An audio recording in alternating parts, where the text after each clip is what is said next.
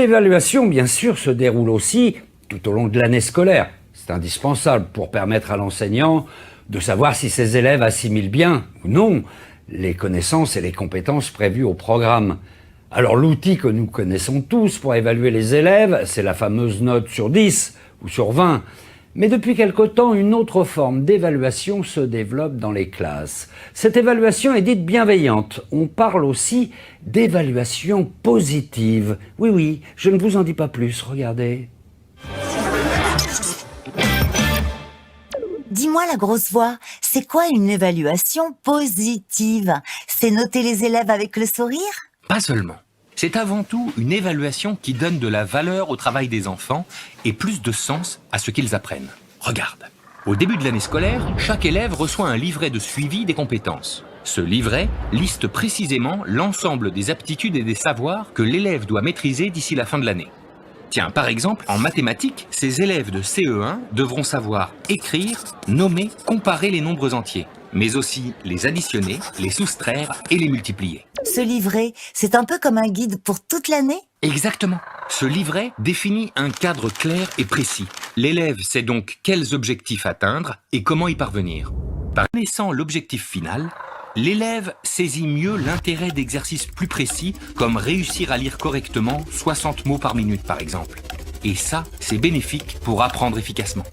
Comment tu sais ça? C'est grâce aux recherches issues des sciences cognitives. Elles nous aident à comprendre comment les connaissances se construisent, sont utilisées et transmises. Commençons par l'attention. Elle est indispensable pour apprendre correctement. Plus l'élève comprend l'intérêt de l'exercice qu'il fait, plus il est attentif. Son cerveau se détache des distractions inutiles comme les bruits environnants. Il sélectionne les informations pertinentes, par exemple l'ordre des lettres du mot « trou », pour les analyser correctement. Ah, ok. Comme ça, l'élève lit bien le mot trou et pas tour. Alors, on reste concentré. L'implication est aussi importante. On parle d'engagement actif. Autrement dit, l'élève doit s'impliquer dans son travail. L'enseignante le guide, mais elle le laisse aussi réfléchir par lui-même. L'élève est alors capable de se poser des questions pour émettre des hypothèses sur le monde qui l'entoure. Il les valide ou les ajuste en fonction de ses expériences ou des retours de l'enseignante. Résultat, il reste curieux et motivé. Ah, ça c'est positif.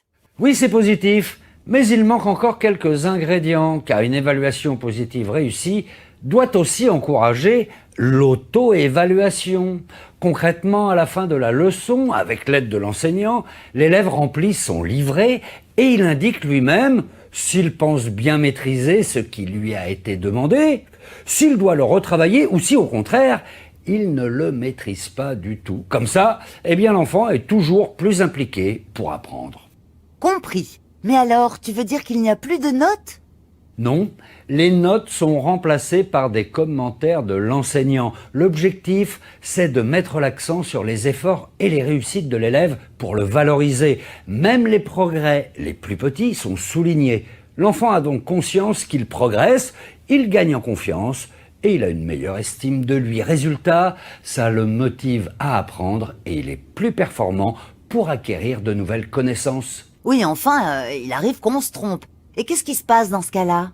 Bien entendu, les erreurs et les lacunes ne sont pas dissimulées, mais l'erreur est abordée de façon positive et constructive. Concrètement, l'enseignant lui explique comment apprendre de son erreur pour progresser. Et finalement, les élèves ne travaillent plus pour avoir la meilleure note ou se classer les uns par rapport aux autres, mais pour connaître leurs points forts et leurs points faibles. Résultat, ils n'ont plus cette pression de réussir à tout prix et ils sont moins stressés. Fini la peur des mauvaises notes. Et ce n'est pas tout. Un autre ingrédient est aussi essentiel pour apprendre efficacement.